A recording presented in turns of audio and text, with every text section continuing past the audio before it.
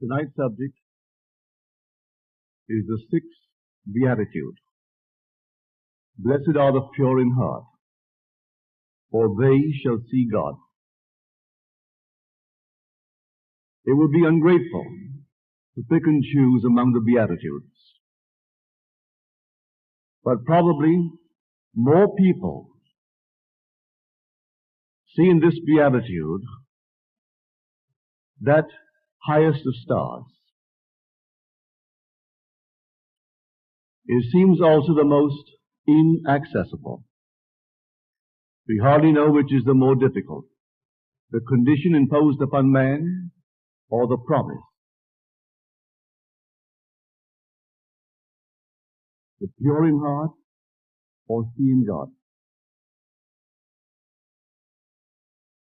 Tonight I hope to show you, if you'll believe me, that regardless of what you are, regardless of what you have done, regardless of what you now plot and plan to do, you will eventually be pure in heart.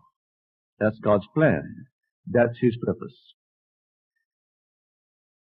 The initiative for man's salvation lay wholly with God. It is not bestowed on man for anything that he's ever done. It is by grace and grace alone. So you and I need not fear concerning salvation. For to see God is to become God. For we become what we behold. And yet a condition is imposed upon man. Blessed are the pure in heart, for they shall see God. But because the initiative is all God's, you need not be concerned. He makes it, and He plots and plans the entire thing to purify the heart. And as we are told in the book of wisdom, like gold in the furnace, He has tried us, and received us unto Himself as pure gold. Now may I tell you that that imagery is perfect. It's true. That's not just words of the poet. These are the inspired words, inspired by the Spirit of truth. And so when he used gold in this imagery, may I tell you, it is true. Like gold in the furnace, He has tried us and received us unto Himself as pure gold, unalloyed, unmixed with any other substance. For I do know from experience that that which I saw when the curtain of the temple was torn from top to bottom was pure molten gold. Gold in a living, moving, liquid state. And looking at it, I knew it was myself. I instantly fused with it, and then up the rod of Aaron, the great staff of Moses, my own wonderful spine, I ascended in serpentine form right into heaven, to be one with God. For we're all gathered one by one into one single man who is God. But you cannot be gathered and brought into that infinite state until you are pure in heart. And He actually initiates the entire thing and provides the means to purify the heart. Well, in what sense? If I don't do anything, and that's the one stumbling block in the world, surely I can do something to earn it. You can't earn the kingdom. It is grace, grace, and more grace. It's all by grace. Then what must I do? Use the talent that He gave you. The talent of repentance. Use that talent to change the attitude of mind towards life and bring about radical changes corresponding with these inner changes in the outer aspects of your life. And you do that morning, noon, and night. But in a way that you will do not know, He will redeem you because He is going to purify the heart. Now, how does He go about doing it? Through the death of your delusions. Delusions is simply the act of deceiving. Well, self-deception really, for we have a prejudice. We have a false belief, a false theory. Especially that false belief in which we persist stubbornly. It could be a prejudice against a certain race, against a certain nation, against a certain something. Well, in a way you cannot devise it. God will devise the means to actually rub out that delusion. A friend of mine here last year, he's now back in his hometown of Massachusetts. He told me the story right in this city. There were two hates that he had beyond measure. He was born in Boston of Irish parents. His parents came from Ireland. He was born in a strict Catholic family with all the prejudices of a Catholic Irish in the city of Boston. In other words, Jews were the murderers of Christ. He believed that. He was taught that in his home. He was taught that no Jew was good, because only the Christian was. The Jew couldn't be saved. The kid didn't know how to discriminate. He believed it. So he hated Jews. He hated Negroes. And he hated them. He said, I didn't dislike them there, but I hated them. Well, then came the war. And he found himself in the Pacific, a sergeant in the U.S. forces. A private was a Jew. He gave him all the dirty work he could possibly give him, and he had to take it because he was a sergeant and the other was a private. And one day they were pinned down, 150 in his company. The Japanese had them completely covered with machine guns. The slightest move, and everything would ricochet off their helmets. As I barely budged, just 1 second, as I could just rise just an inch part of an inch, my helmet became something where there was a spot, and it ricocheted all off my helmet. We really couldn't move. And the private said to me, Sarge, do you have any hand grenades? And I said, yes. He said, let me have a few. And he stuck his hands slowly across, and I couldn't see him, and I detached from my belt 3 hand grenades. And that man waited just a few seconds, and suddenly he jumped as though he were on a spring. He jumped up, in spite of the fact it meant almost sudden death, and with these pins pulled properly, he just simply let them go. He blew to pieces the entire nest of Japanese. He was severely wounded, but he recovered. And Neville, at that very moment, I not only lost my hate, it was converted into love. From that moment on, I fell in love with the Jew. Not just that man, but Jews in general. I fell in love with them. So in my little business here in the city, handling bricks and mortar and everything that a mason would use, if a Jew came, he got the job first. I was back here. I still hadn't overcome my hate of the Negro. And an accident took place where I worked, and my uniform, that is my working clothes, caught fire. I am burning. No Caucasian came to help me. And a Negro broke ranks and came forward and threw me on the ground, turned me over several times, and put that fire out with his body. He was severely burned in the act, but I was saved, and no Caucasian helped me. And at that very moment, something similar happened to me. I didn't lose the hate I had for the Negro. It was converted into love. And I loved them. And when I went out to the job, and I got a job needing workmen, the Negro came, he got the job. The Jew got the job. And I can't tell you, Neville, when I tell you, I didn't dislike them. I hated them. In my limited environment in Boston, Massachusetts, raised in the environment of a very restricted mental state. I left that home of mine, my mother's only child, hating, just thinking that if I could only hit someone, I got even with them that way. I couldn't do a thing with my tongue. I couldn't argue with them. It was always a violent reaction until this thing happened to me. So I say, man is purified by the death of his delusions. And God, and only God, can actually devise the means by which that delusion is rubbed out. How could he have devised the means to put a Jew next to him and find himself tied down by the Japanese in their fire?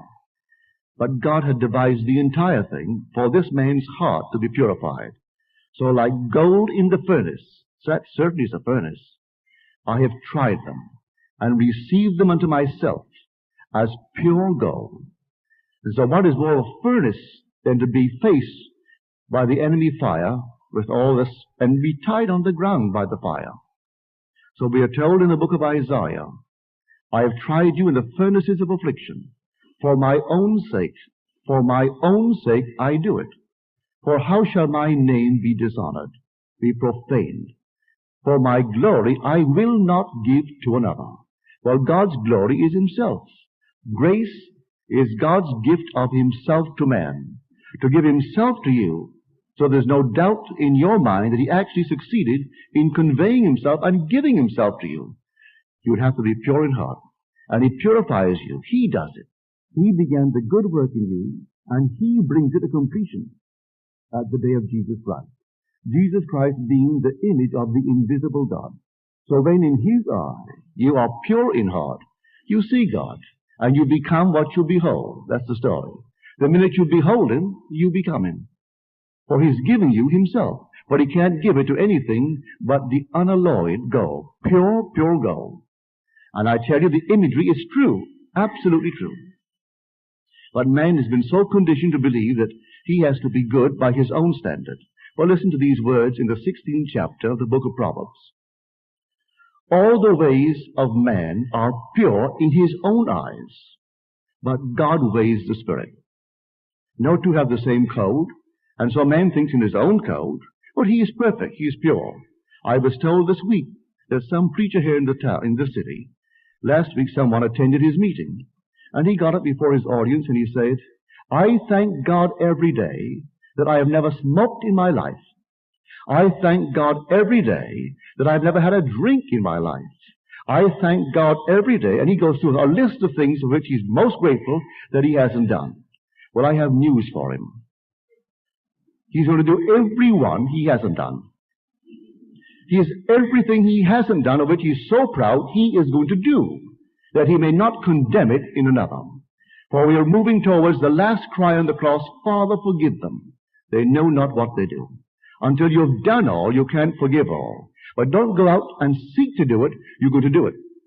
Let me share with you my own prejudice. I thought one would be redeemed by not doing things. I fell upon a peculiar concept of life. I will not mention the name. It may offend a few who may now be interested in it.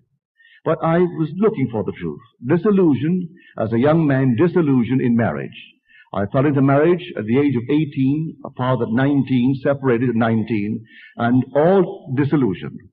So I thought, well, marriage is not for me. So I took a vow at this age 19 of all the things in the world, when nature is running rampant all through your body and you're taking a pledge of celibacy. Having actually experienced fatherhood and you taking a vow of that nature, which I did. Well, the vow of not smoking, that was no vow. I never did smoke. I can't enjoy it. I'll try, but I can't enjoy it. Drinking, well, prohibition was on in this country, therefore that's no vow, because first of all, I couldn't afford it. And so, not to drink, that was no problem. But not eating meat, that was a problem. I enjoy meat. And so I took a strict vegetarian vow. No meat of any kind whatsoever. Only an egg. Not even in soups would I take a beef stock. And of course, all these things I did. For 7 years, I was doing nothing. My old friend Abdullah, who would live fully in this world, he said to me one day, you know, Neville, you are so good. You are good for nothing, but absolutely nothing. And then he began to teach me this law, this principle, by which you realize your dreams by living in your dreams.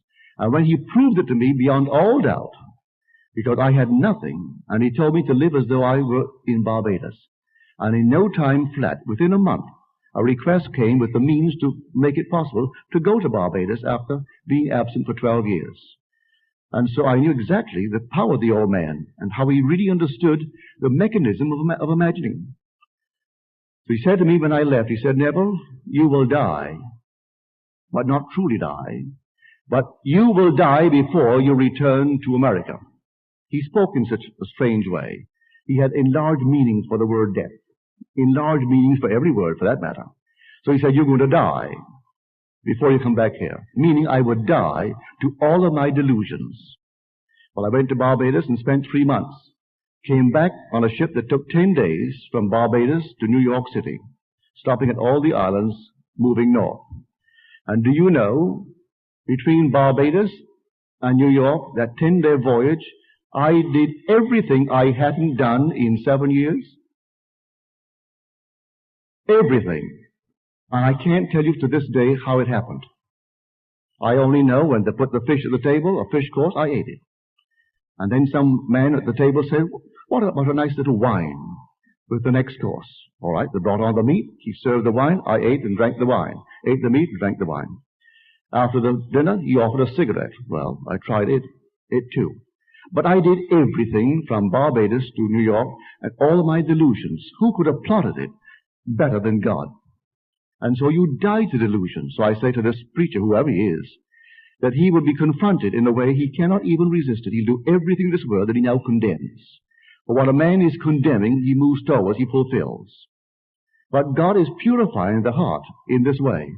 And eventually, it's so completely purified, he can reveal the gold. He's bringing it into a molten state. And then the curtain is torn from top to bottom. You behold it, it is gold. It's molten. And you know it yourself as you look at it. And then one with it, you move up into heaven. So of all the beatitudes, and they're all great, these are I call them the high watchtower. If man could only live by them. But by living by them, it doesn't mean for one moment. You are earning the kingdom. You don't earn the kingdom. And that is my one great surprise. Every time I leave L.A., or leave any place for that matter, leave New York or leave here, when I return and inquire, well, where is so-and-so? Oh, she's just fallen madly in love with a certain ism.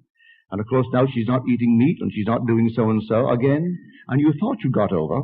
You thought you got over that it's not what they do, it's what God is doing. That He began the good work in you and He completes it. You don't begin it and you don't complete it. We didn't say, let us make ourselves in the image of God. The thing is, let's make man in our image. It is God's initiative to make man in His image, not man's initiative to make himself in God's image. And so God started it, God completes it. And only God could devise the means necessary to purify that heart, to bring it into the molten golden state that is unalloyed. And when it's completely unalloyed, you won't delay 1 second. The curtain is torn, you behold yourself, and you are it, and up you go in the serpentine form. Detached from this age as you enter that age, remaining here only long enough to tell what happened, to be a witness to the truth of God's word. Only this very night, a friend of mine told me that she met a very dear friend, a mutual friend now, and she in the interval has gone into some other Eastern concept. And may I tell you, if you're on the fence and you haven't read the Bible, maybe you can't understand it. Believe me, it is truly the Word of God. And every word is true. Do not add to it, do not take from it. There should be proven a liar. As you're told, don't do it. He'll reprove you and prove you a liar. For every word is true. So I ask you to believe it. This purified heart, you aren't going to do it. Don't make the effort. Live nobly, because I find it easier to be kind, to be generous, than not to be. But I know in my heart, my generous act was my joy. There's no one watching me to chalk up some little mark for me and eventually give me it as a due reward for merit. No. We have that in the Orient, where they go around turning little wheels, and that is their merit wheel. And the more they can turn it, the more merit they're acquiring, in the hope that eventually they'll hit nirvana. But you don't do it. You must live fully and use your talent. And your talents are given to you. Your talent is the art of revision. You know the story of the talent. When he came back, he asked one for an accounting. He gave him 5. And the man used his talent wisely and made 10. He commended him and gave him all 10. One he gave 2. The man used it wisely and made 4. He gave him the 4. And then one only received 1, and he was embarrassed or afraid of the Lord's judgment. So he buried it for safekeeping. What did he tell him? Take it from him and give it to the one who has the most, and cast him out, because he would not exercise his talent. And I know many a person will go to church and will never test God. And you are told in the 13th chapter of 2 Corinthians, come test me and see. Actually test me. The invitation is to test him. Do you not realize that Jesus Christ is in you? Unless, of course, you fail to meet the test. And you're invited to test him and see. Well, if I don't test him because I'm afraid it may not work, then I will lose confidence in God. You test him whether you lose confidence or not. If tonight you want something and it's a noble thing, all right, test him. Put him to the test. Well, how would I put him to the test? I will dare to assume that I am now the man I want to be. And at this moment, everything denies it. Reason denies it, my senses deny it, but I will dare to assume that I am it. And to the best of my ability, I will give it all the tones of reality. I will try to catch the feeling of the wish fulfilled. and then look mentally at my world to get a reflection of the reality of what I'm doing. Well, now I'll test him. Now you project that thing on the screen of space and let the whole vast world see with me the reality of what I am doing. Well, they can't see the invisible reality. They want a concrete, objective form to believe in it. So do I. So I will believe now in the unseen reality, but that's not enough. You objectify it for me and make it concrete that I may share it with the whole vast world. So you test them. Whether it be in romance, whether it be in money, whether it be in position, socially, anything in this world. If there's one door barred to you now, and that's your urge to test him, to prove that you are welcome in such a place, you test him. Dare to assume that you are an invited member. You're invited to join. Not you're breaking through the door, you're invited as someone that is honored by that invitation. Then assume that you are a part of that setup, and let it come. May I tell you it will come? I'm speaking from experience, because door after door in my limited state were all closed to me. They aren't closed anymore. I'm not a member of the clubs, but I have access through members to almost every club that I've gone into this country. In New York City, the exclusive clubs, I have some friend who is a member. He invariably will say, Neville, have lunch with me, have dinner with me, or have cocktails with me in these areas. I don't join. I'm not a joiner of any club in this world. But they aren't barred to me. At one time in my life, I would not even begin to dream I could ever get in there, say, as a busboy. You don't go in a busboy anymore. You're going as an honored guest of someone who is a member of the place. So I say to everyone, do not accept the present limitation. But don't think if you acquire these great things in the world of Caesar, that in any way it is putting some little mark for you in the eyes of God. This is grace 100%. And so when one tires of having things, and then they try because some philosophy tell them you can acquire it. And that's my problem from coast to coast, to go back and find friends that you thought really understood you. To hear them say, well, in the interval you hadn't been back in the last year or the last 6 months, and I found the most wonderful holy man. Always a holy man or a holy woman. But something that is so holy. And off they go in some blind alley. So here, because this is practically my end, I have one tomorrow night and then Sunday morning, I hope that in the interval before I return, you will not be diverted. For I am telling you a story that few can tell you, and I didn't earn it. I am as normal a man as you are, or any man that you know. With all the weaknesses of the flesh, I still have them. And yet in spite of that, He gave it to me. And someone just told me tonight, those that I know well and love dearly, in the interval, they were led to believe, well, maybe Neville is suffering from some grand hallucination, some grand something. And you have these things uninvited, and they come one after the other, the entire series completely uninvited, and not in a way you could ever have suspected. You record it, you tell it, and yet you find this peculiar question mark in their mind's eye. Why? Because they've dined with you. They've dined with you and saw in you a perfectly normal, natural man. In other words, you didn't bring the meat out of the atmosphere. Someone brought it from the kitchen. And you cooked it, and you did the cutting, and you washed the dishes afterwards, and you did all the normal things that a man would do.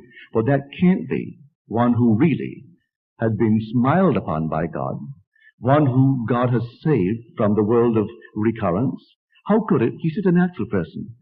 He made the drinks and brought all the drinks in, and maybe he brought in too many. And so there is a perfectly normal, weak man. So in the absence of the constant reminder from the platform, they meet someone who doesn't drink, who doesn't entertain them socially. And so in that case, they don't know his weaknesses, and he can hide behind the little veil that he differs from the rest of the world. He doesn't differ from anyone in this world. We're all in a world of very, very weak natures. And that's the grand fantastic thing, this transformation of this fragile human being into the image of God. No one but God could have done it. Man couldn't do it by taking thought, and yet he's gradually transformed from one degree of glory into another. As he actually lifts the veil, and you're told, one veil is lifted after the other, and from one degree of glory into the other, until finally we're one with God. And then lifted off the speed of recurrence. So if someone this night does the most violent thing, may I tell you, don't condemn it. Just transform it in your own mind's eye. This past summer in Barbados, a man said to me, years ago, this retired man said, I have a certain property. Would you investigate them for me and tell me if they're secure, or should I change my portfolio? Because I'm retired now, and this is my choice for my portfolio. So this man took him at his word, investigated the stocks and bonds, and came back and said, it's perfect. They've always paid a good dividend, and they have good management. I wouldn't change one stock you have there. They're all good and solid. Then he said to my father, about 6 months later, he said, Mr. Joe, I took that man's stocks and bonds, investigated them thoroughly, and they're all perfect. They're solid. He has not a thing to worry about, but he's always so worried. Why is he so worried? My father said, he has much to worry about. He said, what is it, Mr. Joe? He said, he's worried how he came by them. All right, so the man played a part that you and I wouldn't want to play. But that's all right. My father didn't condemn him. He said he's worried because he has another code and he falls short of his code. In little Barbados in the old days, it was really a hang-up for pirates, really. Even in my lifetime, I would call them pirates because this man ran. He called it a hotel. I wouldn't. I called it a house. Well, he had a bar and this place, and when the men came in, he plied them with rum and rolled them. Captains, officers, men, everyone. So that's how he came by his money. And it so preyed upon him that one day he sat on the beach, looked off at the ocean as the water came lapping up to his waist, then took a razor and severed his face. And that was his exit from this world. Still don't condemn him. That's the part he played. But now God will restore him instantly to life, insert him into a new time sequence, best suited for purifying the heart. And so he played that part in this little time sequence. He'll play another part without loss of identity. He'll be the same I, the same consciousness, in a new series, and then a new purification. And the day will come, that one who severed his own face because he couldn't live with his memory of what he did to others to gain Caesar's dollar, will tomorrow be just as pure as the gold that God is seeking. And when it's that pure, he is one with God. For blessed are the pure in heart, for they shall see God. So, play your part fully. You need not do that. I don't think anyone here would do it, or you wouldn't be here, really. But you've come here to hear of God's law, and God's law is infallible.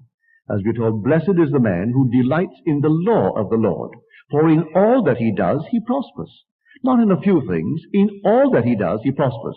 Well, if that is true, as told me in the very first psalm, I should make every effort to find out that law.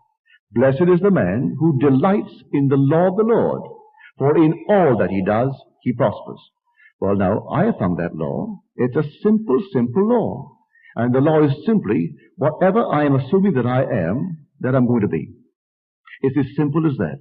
Ask in my name is asking with my name.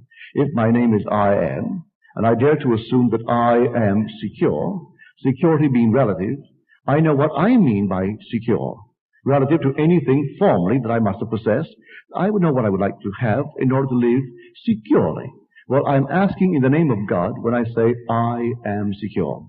I'll fall asleep in that state. As my old friend Ab used to say, I willed it so to be. I am still willing it so to be. I will continue to will it so to be until that which I have willed is perfectly realized. But what he meant by will, not human effort, he meant dare to assume I am that. As I assume I am that, well then, it goes into the next state, and finally the whole thing unfolds before my world. Today I went over to Oakland, and this lady told me that her niece attends a class at UC in Berkeley, and she went to this professor who was teaching actual subject, what he called it. The first day he had 40-odd in the class. He went to the blackboard, and he wrote up, I am, and began to explain what he meant by it. As the class came to an end, he wrote, I am that I am. There was a snicker among the boys and girls, 45 of them. The next time he held the class, less than 20 attended. They aren't interested. Maybe he doesn't know it. Maybe he does know it. I think as the professor over there, maybe he does know what he's talking about. But if the children would just come and listen to the men, they'd be far better qualified when they're left that university than taking books that are today true based upon a certain concept, and tomorrow must be revised because it's not true. But that will everlastingly be true. I am that I am. So you define something in your world, and you say it's that. Well, I am that. You say, what a marvelous thing it would be if I only, and you name it. As you name it, it's that. Now you assume that I am that. I am. You affirm it. And you dare to walk in that assumption as though it were true. And then all of a sudden it happens. It becomes true. Is that better to know that little law and go and live by it than something that quickly passes away and disproves itself? So blessed is the man who delights in the law of the Lord, for in all that he does, he prospers. Now here is one this past summer in New York City. This lady said that in a dream she met numberless people, and she seemed to know them all, some better than others. Memory failed with some faces, but she knew them. And she longed to be with them. The stream was very narrow. Beautiful crystal water. Not water as we know it, but it was water. And she felt it was holy water. And strangely enough, the water came right to the banks. It didn't overflow. And these beautiful trees, like ancient trees, on the side. They were on that side, but she couldn't seem to reach them. And she felt if I could only touch them, that would satisfy me. And she realized she was separated by a physical state. She was physical, and they were not. And because of this physical state in which she found herself, she couldn't touch them. Then appeared before her suddenly a little boat. She got into the boat and said to herself, well, now I will row across and I can touch them. But as she got into the boat fitted her and no one else. It actually fitted her like a bathing suit, as it were. It was a boat. And there were no oars to row across. And the stream took up, and strangely enough, the stream went uphill. But it didn't seem unnatural that water should flow uphill. It rippled, beautiful crystal clear water rippling uphill, and the banks never overflowed. And then, on that side of the very narrow stream, they pointed to the end of the stream. And one voice said to her, not until you traverse the length can you cross the width. You traverse the length, and you'll cross the width. And that's our life. You aren't going to shorten it. You're going to traverse the length and encounter all the scenes that are there to be seen. And you will rearrange some, if you believe what I tell you. Others, you will like them as they are and not rearrange them. You'll come upon scene after scene. Some are not pleasant. You'll revise them. That's repentance. Some are pleasant. You'll delight in them. That's all right. But on the very end of the stream, then you will traverse it. And you are part of the boat. Well, that's what Blake said. Man is either the ark of God or a phantom of the water and the sea. He's either one or the other. He's either the ark of God or simply a phantom. He is the ark of God. He gets into it. The whole thing is contained within him. And the stream takes him. He can't row it. Can't do a thing about it. He moves from moment to moment to moment to encounter events. And then he either changes the event within his mind's eye, or he doesn't. Even the unpleasant things men won't change. They think it's a fact. They aren't facts. They're there to exercise your talent. So you encounter a disagreeable person in the office. All right, he's disagreeable. Change him. He is a fact. Represent him to yourself as a very pleasant person that you like to do business with. And all of a sudden he changes his attitude towards you. That was a challenge to you to exercise your talent. So along that stream, you aren't going to encounter him anymore. Not the disagreeable one. You'll encounter a transformed person because you use your talent to transform him. So that everyone, from morning to night, as the poet said, does the road wind uphill all the way? Yes, to the very end. Does the journey take the whole long day? Yes, from morn till night, my friend. So until you get to the very end, you can't get across the little width. And the width is so narrow. And the journey seems so long, but not until you traverse the length will you cross the width. And here I do hope that in the short interval I've been here, that I've convinced you that this story is true. That Christianity is truly God's word, God's plan, and his purpose for every child born of woman. that you will not be diverted and think, well, now, if I were more holy, maybe it would come sooner. You can't rush it. It's not for you to know the times and the seasons fixed by the Father's own authority. Just wait for the promise of the Father, and it will come, and the promise is a gift of Himself to you, where you know beyond all doubt you are God the Father. You're not just a little puppet, you're God the Father, because He gives Himself to you. And because He is a Father, He reveals His gift through His Son. There's no other way in eternity that He can reveal He gave Himself to man, save man becomes the Father of God's Son. You can analyze it. If I say you and I are one, and I tell you I have a son, and you have no knowledge of being the father of my son, you are not conscious of the fact that we are one. But if I have a son, and you are conscious of the fact that you are his father, are we not one? Well, here is a son. You go back and read it. Read that second Psalm of David. Thou art my son. Today I have begotten thee. That's established forever. Well, when you read it, you will say this is 1964, and that was written 1000 BC. So it's not related to me. Or maybe God is the father of David, you may say as you read the words, if they are inspired words. And suddenly it happens to you, well then you know God gave Himself to you. For you always believed that was His anointed Son, His Messiah. And then one day that same Son calls you Father. If He calls you Father, He tells you you're God the Father. It seems too good to be true. That's why, undoubtedly, my close friends that I entertain socially cannot believe, because of the weaknesses they see in the man who is their host, could have that grace smile upon him. How could he be the father of God's only begotten Son when the man has all the weaknesses of the flesh? And so that's the grand test for everyone, really. But to comfort you, go and read the 7th chapter of John. They said, if you really do these works, if you really are the one that you say you are, then show yourself. For even his brothers did not believe in him. And then one say, but we know this man. We know where he comes from. We know his parents. We know his brothers. We know his sisters. And when Christ appears, no one will know where he comes from. How then can he say that he and the Father, who is God, are one? And he said to them, your time is always here. My time has not yet come. Well, who understood him? Your time is always here. It's a wheel. It's always here. My time, speaking of the age to be, that age of which he had tasted, of the power of that age, has not yet come. I have tasted of it, and the events have started unfolding within me, so my time has not yet. He repeats it now, and when he repeats it the second time, he adds the word fully. The first time he said, my time has not yet come. When he repeats it, my time has not yet fully come.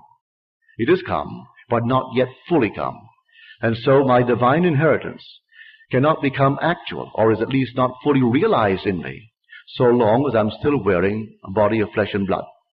So it has not fully come, although it has come. It has come, only marking a few more moments for my departure. So he said at the very end, the time for my departure has come. I have fought the good fight. I have finished the race. I have kept the faith. And henceforth is laid up for me a crown of righteousness.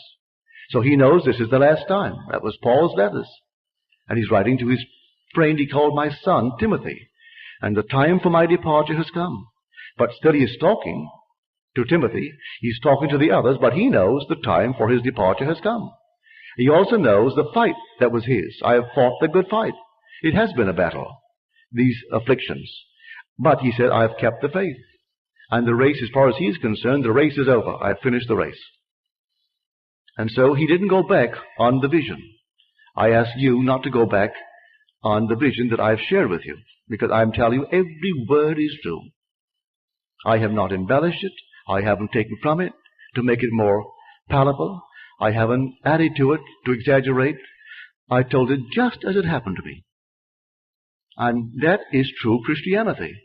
In spite of what the priesthoods of the world will tell you, that he came 2,000 years ago in a unique, strange way to a woman who knew not a man. You are that woman. If you know Scripture, you are the bride of the Lord. Therefore you are the woman. For your Maker is your husband. The Lord of hosts is his name. If my Maker is my husband, I must be his bride. And therefore I, though male, I am his emanation. And yet his bride to the sleep of death is over. So I am his bride, though male. You, though male, you are his bride. Female, you are his bride, though you have a husband at home. And you may be the mother of many children in this world of Caesar. But you are the bride of the Lord. And he is your Maker. And the Maker must leave father and cleave to his bride until they become one flesh. That's the command. And so he's cleaving to you until he purifies your heart. When you're completely pure, he fuses with you and then appears before that union. And here is confirmation of your productivity. You have a son. And the son is the Son of God, and you are God. Because your son is calling you Father, and you're exactly who he is. It doesn't make sense, but it's true. Every word is true. So I ask everyone to believe it. I see a gentleman tonight here. He's been here every night. He is still asking the question of the devils, the Lucifers, all the delusions of the world. Put them all together, they are personified as the devil. Because what devils a man more than his prejudices, his delusions? What was more of the devil for that man when he carried that hate in his heart for a race of people and a faith? Because the Jew, although they call themselves a race, you can be a Jew and be born in China, born in India, born in darkest Africa, born in any part of the world, and not look like an Oriental Jew. Born in Germany, blonde, blue-eyed Jew. So it's a faith, the faith of Abraham, in the fulfillment of Christianity. So I say to him, the devil of Scripture is simply the complete personification of all the delusions that one day God in his infinite mercy will burn away from us, testing us in these furnaces of experience. And when we are tested and they're all burned from us, then we are reduced to pure, pure gold. And the imagery is perfect, for that's exactly what you see. Now you have no more delusions. No one can persuade you that because of the pigment of your skin that you are better than, or because that you speak a certain tongue that you're better than those who speak what to you would be a foreign tongue. Like I said to my friend who just graduated, he has his PhD now from UCLA, in ethnic music. Well, he began to describe to a friend of mine what he meant. And the friend was all carried away. He is a professor of ethnic music. And then my friend who has the PhD had to explain to him, do you know that our music here is ethnic? If you were in the Orient and you spoke of the American music, that's ethnic. You speak now of the Thai music. Well, to us, that's ethnic music. And so he was completely stunned with this use of the word, which is only, well, where are you living? But that's ethnic. You have your own ethnic music. We have ours. And here in this fabulous thing of ours, we have one book that never, never grows old. Yes, a word will change its meaning, and tomorrow's scholar will try to find the meaning that the author originally had and bring it back with a new printing, a new edition. But he tries to keep the meaning, the original meaning, and the book is everlastingly new. There's no need for another Bible. We have the Bible. So there's no need for another teacher. You have the Bible. No need for another God. You have the Bible. No need to go elsewhere. You have the Bible. And the Bible is all about you. In the role of the book, it is all about you. Every word is written about you individually. And the promise is all to you.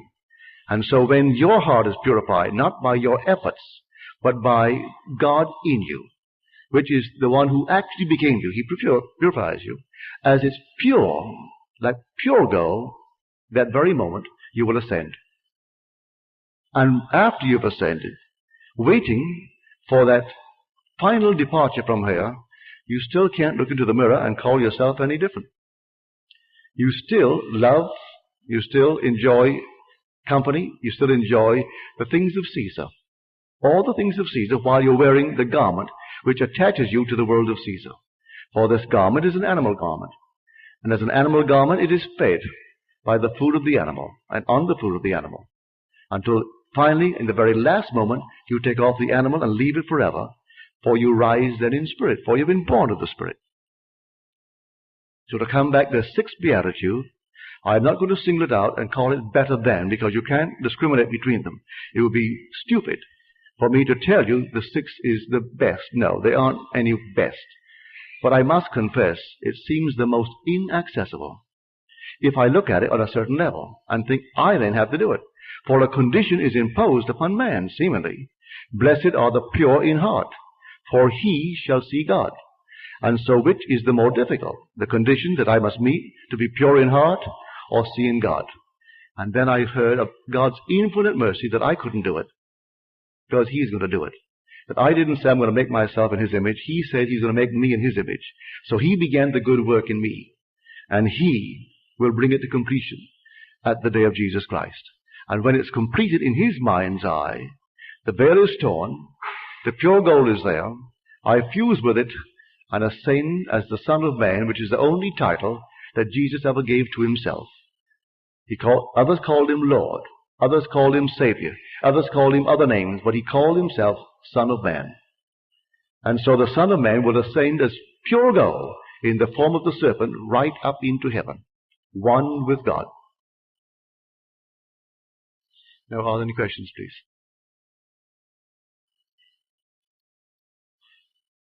Yes, sir.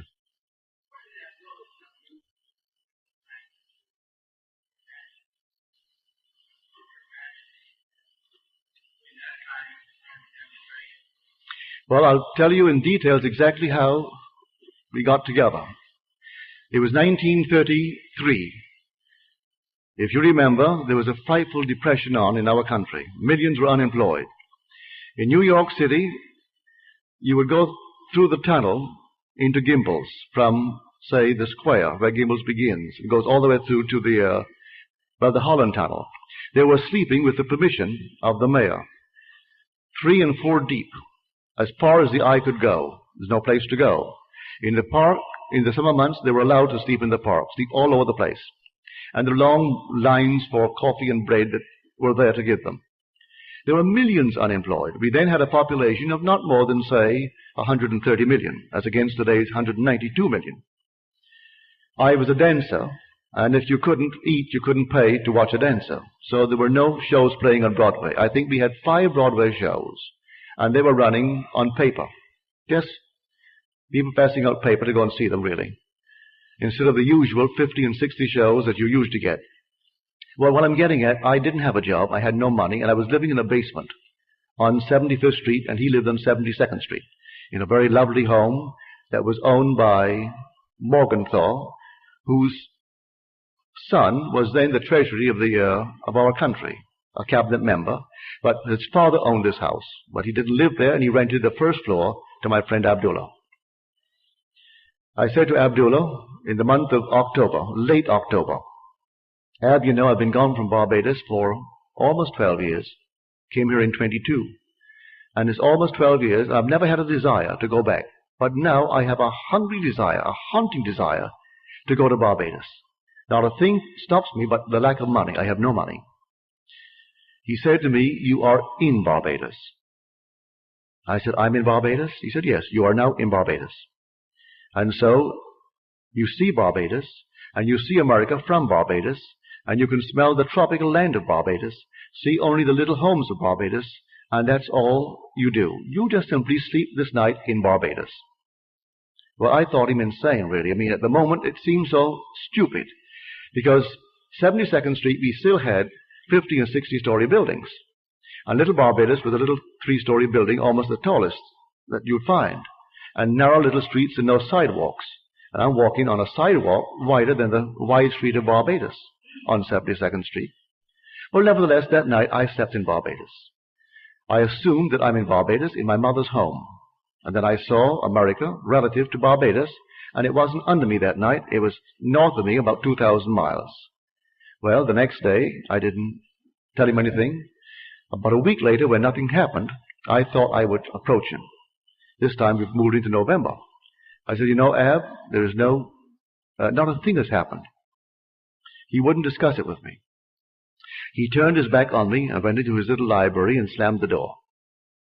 About 3 times I tried to open up the discussion with my friend Ab between that moment when I first talked to him and the end. He would never discuss it. On the basis, how can he discuss with me how I am going to Barbados when I am already in Barbados? That's stupid to discuss how I'm going to go when I am in Barbados. And if I am faithful to my assumption, I can't discuss the how. I am already there. Well, this went on.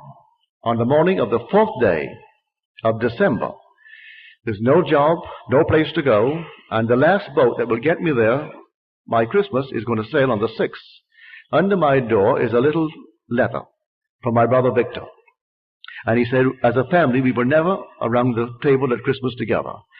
That Cecil, that is my oldest brother, he left home before the last was born. Because we have a large family, there's an interval of 8 years between my sister, Daphne, who was the 8th child, and then my brother, Joe. Well, in that interval, my brother Cecil went off to Demerara. So, never as a family were we ever together at Christmas. So in the letter, he justifies why he's asked me to come.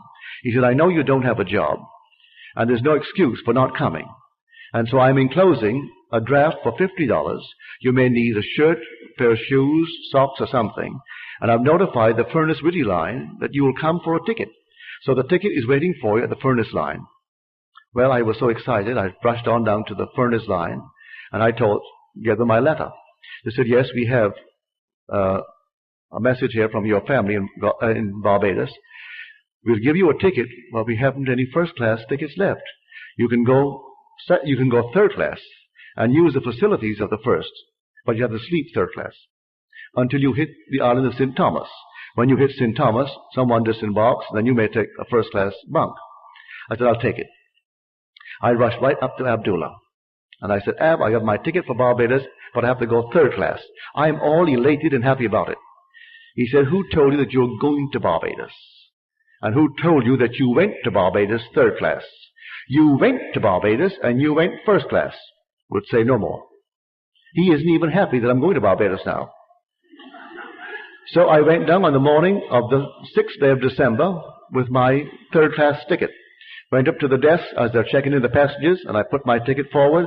He said, I've got good news for you, Mr. Goddard. Someone has cancelled, and you're going first class. And I went first class, all the way down to Barbados. 10 days down, 10 days back, with 3 heavenly months in Barbados. So all that I did, I tried to the best of my ability with his, I would call almost insolence. He was rude. But he taught me by his rudeness that I cannot discuss how if I am doing what I'm supposed to do. He tells me right away, you are in Barbados. Like someone comes to you now, and you would apply this principle towards their request, and they say, oh, I would love to be happily married. And you say to her or him, you are now happily married. They look at you as though you're insane. But that's exactly what you're supposed to do. You are now happily married. Well, if I am now happily married and I'm a lady, I would instantly begin to feel that ring there in my imagination. I'd let others see that I have my ring, but that would imply I'm happily married if it's a wedding ring. And so if I don't wear it from then on, I'm not doing what I'm supposed to do. So in my imagination, I have to go to bed wearing my ring. And actually do all that I would do in that state. Oh, he said, you were in Barbados. And I'm in New York City physically, but he put me in Barbados in my imagination. So that I slept in Barbados to the best of my ability. But you know, days go into weeks, and the weeks went into a month, and I'm trying my best to open up the discussion with him to get a little hope. No hope. He wouldn't give me any encouragement if I did what he told me to do. But we all are human enough to want another little discussion, another little push. And so he taught me the lesson that there is no such thing as a little pregnancy. No such thing. If you did it, then you're pregnant. Let the child grow. And interference with it is going to be a miscarriage. You assume that you are in Barbados. Now you're pregnant. The idea is you're going to give birth to a journey and which is going to land you right in Barbados. So you've assumed it. That is conception. Now, don't try to argue. You have conceived. And all you have to do is to be a faithful mother and bear that child. And don't discuss it with me anymore. He never discussed it after he told me I was in Barbados. And I learned so many things from the old fellow. I came back because I wasn't drinking. I brought him 2 lovely old bottles of brandy. The best that we had in the island. 2 lovely bottles. And some rum. So I gave him my father's rum, gave him the brandy. A week later, he said to me, "Say, how long do you expect those things to last?" Learned my lesson. I thought he would sip those things for a year. Oh no, they were gone. And he wondered how long I suppose these things to last for him. And of course he really disillusioned me terribly on so many things, because I would go and dine with him. And Abdullah, I was then a strict vegetarian. I was trying to overcome it after I came back gradually. And of course he would sit down and he would have 2 or 3 big shots of rye. I mean big shots of rye. And then he would wash down his meal with a lot of porter. Or it wasn't beer, it was ale. And then he would, at the end, like Churchill, a huge big bowl of ice cream. I said, "Ab, how can you do that?" "Oh," he said, "you couldn't do it. It'll poison you because you have fribbles." Don't you know that God made everything? Everything is God. You're going to see He made something and not the rest? No, God made everything. And He'll send me back to the Bible. Go back to the Bible and read the book of Acts. And Peter couldn't eat the unclean thing. And then the Lord said, "Slay and eat, for that which I have cleansed, I have cleansed." Then a sheet came down filled with all manner of animals and food. And the voice said to Peter, "Slay and eat, for that which I have cleansed, I have cleansed." So he said, "You have quibbles, Neville. With any of your quibbles, it'll poison you." But he would sit down and polish off this enormous meal, and wash it down with ale, precede it with 3 shots of rye. And here was a man truly of the Spirit. But if I judge from appearances, I would say, well, he can't be a holy man, for which today I'm most grateful that he wasn't, because he taught me real Christianity. And he was born in North Africa of Jewish parents and raised in a strict Orthodox Jewish home. But he knew more Christianity than anyone I've ever met, because he spoke the Hebrew tongue perfectly. He spoke other tongues, and rabbis would come to study with him.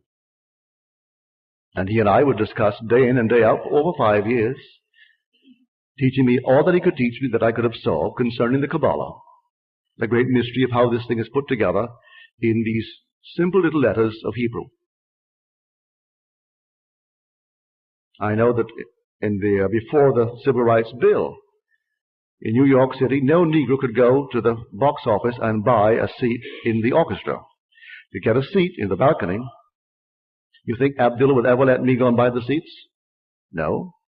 Abdullah would go right straight down to the box office, and he was a Negro, I tell you. And you go right down and say, "I want 2 in the center. I don't want too far back, not beyond the 6th row, right in the center." "Yes, sir." Buy the 2 seats. For any show. The first opera I saw, Abdullah took me to it. It was Parsifal. 5 hours, and I'd never seen one before. It seemed it would never come to an end. Of all the operas to be introduced to opera through Parsifal. Good Friday it was too. You go on Good Friday in New York when you go to Parsifal. And you sit there and you think, "My Lord, is it ever going to come to an end?" And he is drinking it in. Every little note he understands, every little point. And he's so in love with it. And I'm sitting, because I'm next to Ab, just waiting, hoping. But nothing happens. It goes on and on and on, and then it's 5 hours later, and then that's it. Any other questions, please?